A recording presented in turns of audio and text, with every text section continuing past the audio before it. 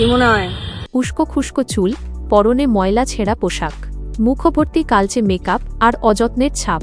রাস্তার ধারে এমন অবস্থায় একজনকে দেখে থমকে দাঁড়িয়েছেন পথচারীরা। প্রথম দেখায় পাগল মনে হলেও তিনি আসলে ছোট পর্দার জনপ্রিয় অভিনেত্রী কেয়া পায়েল।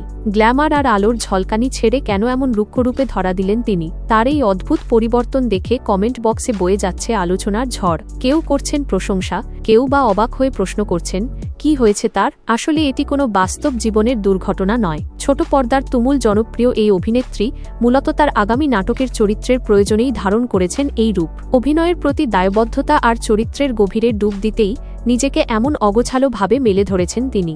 মেকআপ রুমের সেই ঝকঝকে মুখটি এখন কেবলই এক সংগ্রামী চরিত্রের প্রতিচ্ছবি। নাটকের জন্য এমন দায়বদ্ধতা দেখে অনেকেই প্রশংসা করছে। অভিনয়ের জন্য নিজেকে এভাবে ভেঙে গড়া, এটাই একজন প্রকৃত শিল্পীর সার্থকতা।